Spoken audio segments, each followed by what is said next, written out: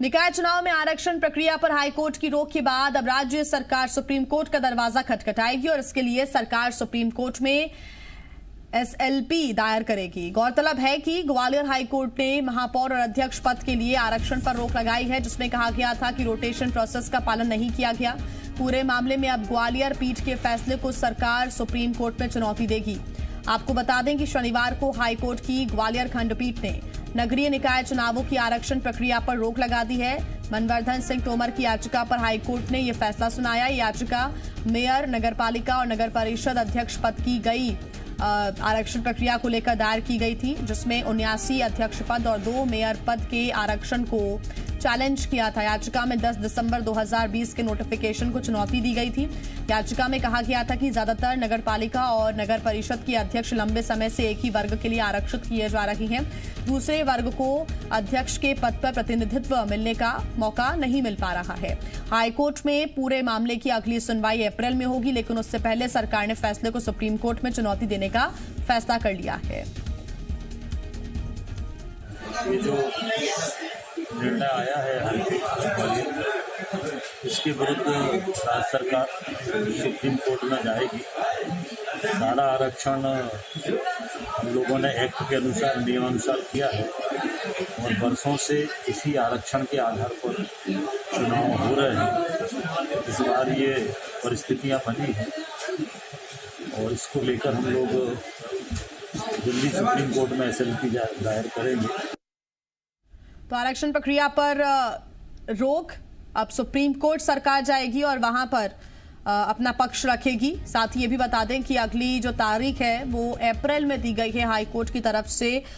High court में ये अगली सुनवाई लेगी होगी, लेकिन उसके पहले ही सुप्रीम कोर्ट सरकार जाने का प्लान बना रही है। ज्यादा जानकारी के साथ जी मीडिया संवाददाता राहुल मिश्रा हमारे साथ जुड़ गए हैं। राहुल, अप्रैल का इंतजार न करते हुए इसके पहले ही सरकार चाहती कि कोई निर्णय लिया जाए, यही वजह है कि अब हाईकोर्ट का तारीख का इंतजार न करते हुए सुप्रीम कोर्ट जाएगी सरकार आरक्षण के इस प्रस्ताव को लेकर, इस अपने पक्ष को लेकर। देखिए, हाईकोर्ट का जिस तरीके से कल फैसला आया था, हाईकोर्ट के फैसले को ही लेकर के ये एसएलपी दाखिल करने जा रहे हैं, सुप्रीम कोर्ट में दाखिल करने जा रहे हैं। और जो हमारे सोर्स बता रहे हैं कि ये संभवतः कल या परसों सरकार सुप्रीम कोर्ट का दरवाजा खटखटाएगी, वहां पे एसएलपी सरकार के द्वारा दाखिल की जाएगी। 2-3 चीजें हैं। देखिए, यदि एसएलपी यहां पर सुप्रीम कोर्ट में दाखिल कर दी जाती है तो अब जो संभवतः एक हम लोग अनुमान जो लगाया जा रहा था, जो सोर्स बता रहे थे कि नगरीय निकाय चुनाव में देरी हो सकती है, 2 से 3 महीने की देरी और भी हो सकती है। तो जाहिर सी बात है कि जैसे ही एसएलपी दाखिल होगी तो उसके बाद ये क्योंकि कोर्ट में मामला लंबित हो जाएगा, कोर्ट में जब मामला लंबित होगा तो ये अब चुनाव, नगरीय निकाय चुनाव अब लंबे समय, यदि कहा जाए तो 2 से 3 महीने इसमें लगेंगे इसको प्रक्रिया पूरी होने में। तो इसमें सीधे तौर पे 2 से 3 महीने के बाद ही कहीं चुनाव हो सकते हैं।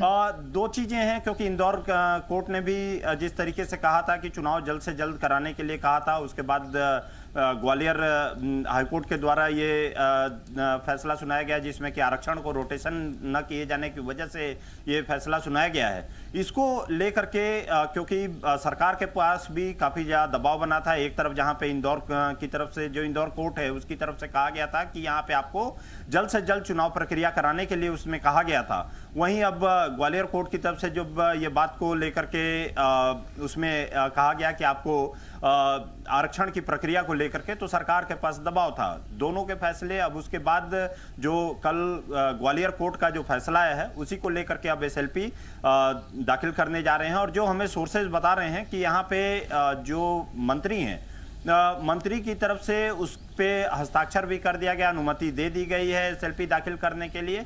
और संभवतः यही माना जाए कि कल, क्योंकि सोमवार है, और कल या परसों में ये जाकर के कोर्ट का दरवाजा खटखटाएंगे और वहां पर अपना सरकार के द्वारा जो है यहाँ पे एसएलपी दाखिल की जाएगी। जी बिल्कुल राहुल, आप बने रहिए हमारे साथ, आगे आपसे अपडेट्स हम लेंगे।